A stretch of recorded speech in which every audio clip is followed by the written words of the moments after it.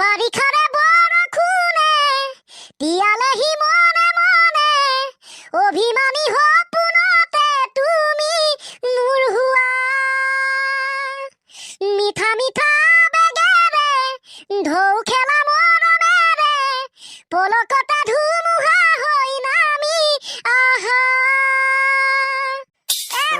এইবিলাক গান নেগাবি এনে বৰষুণটো এৰি দিয়া নাই তই আকৌ এই বৰষুণ ৰিলেটেড গান গা পুনৰ বৰষুণ আনিবলৈ চেষ্টা নকৰিবি এই পাৰ্টনাৰ এইবিলাক কোনো কাম নাই বুজিছ এইবোৰ চব ভগৱানৰে লীলা খেলা তেওঁ ইচ্ছা কৰিলে হ'ব ইচ্ছা নকৰিলে নহ'ব কোনে হালা কৰি আছে ইমানকে কোনে হালা কৰি আছে yes sir good morning sir আমি কি ৰখ দিয়াচোন ৰখ আমি কৈ দিয়া কাৰণে কথাটা বেয়া হ'ল নেকি বাৰু সেইকাৰণে বেছি লেবেল দেখাব নালাগে good morning sir good morning আকৌ এটা নাই যে ক'ত গ'ল এডাল সেইটো বা পাছৰ কথা স্যাৰ এই অলপ আগতে যে গালি দিছিলে সেইজন আপুনি আছিলে নে বেলেগ কোনোবা মই গালি চালি দিয়া নাই দেই মই গালি দিয়া নাই কি হ'ল কচোন এই নোহোৱাটোতো নহয় বাৰু এই হৰি আকৌ আজি কেলে নাহে মই ফোন কৰিছিলোঁ আহিম কৈছিলে অহা নাইচোন ছাৰ গৈ আছোন ইনচেমিলিয়ে ছাৰ নিজৰ বুলি আপুনি পালেহিয়ে নেকি মই পালোহি তো ঐ তোক যে মই হোমৱৰ্ক কিবা এটা লিখি আনিব দিছো তোৰ বহীখন ক'ত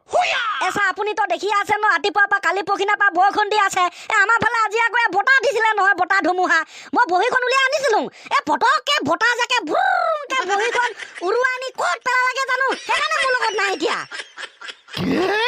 তোৰ বহীখন বতাহে উৰুৱাই লৈ গ'ল স্যাৰ এডালে মিছা কথা কৈছে নহয় ছাৰ সঁচা কথা কৈছোঁ বতাহ জাকে উৰুৱাই লৈ গ'ল ছাৰ প্ৰমিছ কচম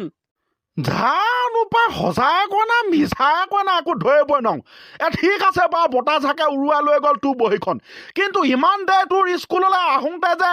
দেৰি হ'ল কিয় ছাৰ বতাহ জাকেতো মোৰ বহীখন উৰুৱাই কেনে লৈ গ'লগে ভুংকে মই ভাবিছোঁ অলপ পাছত আকৌ বতাহ জাক ঘূৰি আহিব সেই ঘূৰি আহোঁতে মোৰ বহীখন লৈ আহিব বতাহ জাকৰ কাৰণে বাট চাওঁতে দেৰি হৈ পৰিলে নহয় ছাৰ বতাহো নাহিলে সেই সুদা খালী মানুহটো আহি পেলালোঁ হে প্ৰভু কি যে হ'ব কি দিন পইচা মোৰ এইবোৰ হ'ব তই মনে থাক অ'কে ছাৰ স্যাৰ নিজৰ বুলি মাকা আমাৰ অসমত বৰষুণ থাকো পুষ্পাৰ দৰে হৈ ফুৰিছে সি কৈছিল মাকা জুকেগা নাহি কিন্তু আমাৰ ফালে বৰষুণে কৈছে ৰুকেগা নাহি চেছ খতম বাই টাটা গুড বাই ক'ত পালেগে কথা ক'বলৈ আহে ঐ উৰেকান্ত তই কয় চিন্তা ভাৱনা যে থাকে তাৰ এটা সুন্দৰ উদাহৰণ দে চিন্তা ভাৱনাৰ এটা সুন্দৰ উদাহৰণ দে ওকে ছাৰ মৰমৰ ডিয়াৰ ককাইদেউহঁত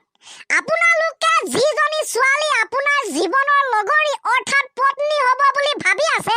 সেইজনী ছোৱালীয়ে বা কাক গোটেই জীৱন একেলগে কটোৱাৰ আশা দি আছে গতিকে সেই অপূৰ্ব সেই আকাশত চাং পতা চিন্তা ভাৱনাবোৰ ভাবিবলৈ এৰি দি নিজৰ কামত ধ্যান দিয়ক এদিন আপুনি আকাশলৈ গুচি যাব পাৰিব কি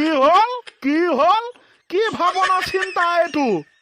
আমি এইবিলাক কাম পাছতীয়াকে ৰাখি দিম দেই ছাৰ মই গান এটা লিখি আনিছোঁ আপুনি শুনিব নেকি হেয়া ক'ৰ পৰা ক'ত পায়গে ক'ৰ পৰা ক'লে লৈ যাগে এই পৃথিৱীখনে উল্টা হৈ পেলাব এইকেইটাই গা মই গানে শুনোং গা ইনচেমিলিয়ে আৰম্ভ কৰিছোঁ দেই ছাৰ হঠাতে হেৰাল কালিনো মোৰ ঘৰলৈ আহিলে পইচা দি যোৱা আলহীবোৰ পকেটৰ পৰা নোহোৱা হ'ল যে মোৰ আলহীয়ে দিয়া 20-30 টকা পইচাবোৰ হাই ল'ৰা কিমান ডাঙৰ দুখৰ কথা এইটো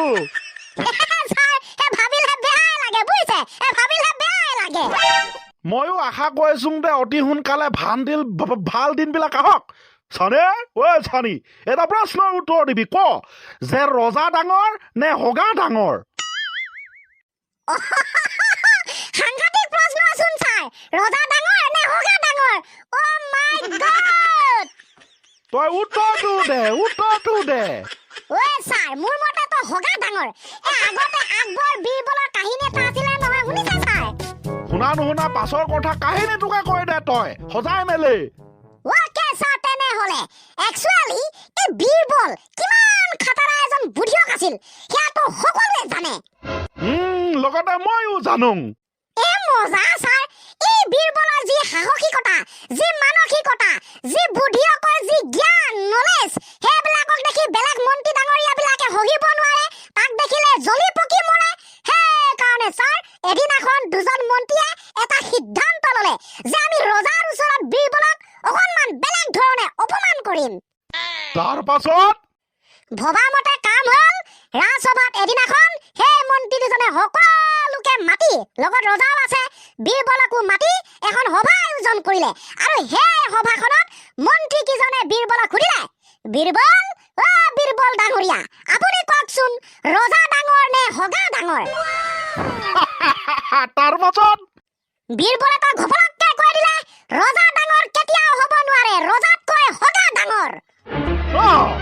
হৈ গ'ল ছাৰ সকলোৰে একদম মাথা বেয়া লগতে মহাৰাজাটো আৰু মাথা বেয়া গোটেই মানুহৰ আগত ৰজাক অপমান কৰি দিছে হগা ডাঙৰ বুলি কৈ দিছে লগে লগে মহাৰাজে বীৰবলক শাস্তিৰ ঘোষণা কৰি দিলে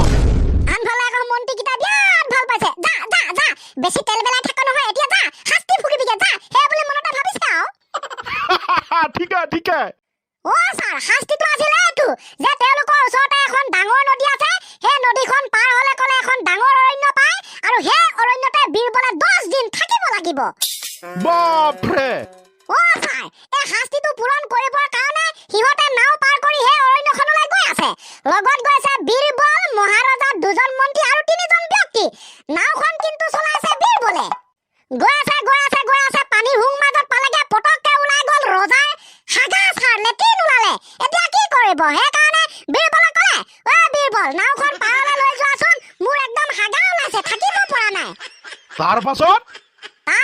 ৰজাৰ কথা মতে বীৰবলে পাৰলৈ লৈ যা পাৰত পাং হৈ আকৌ মাজলৈ আহি পেলাই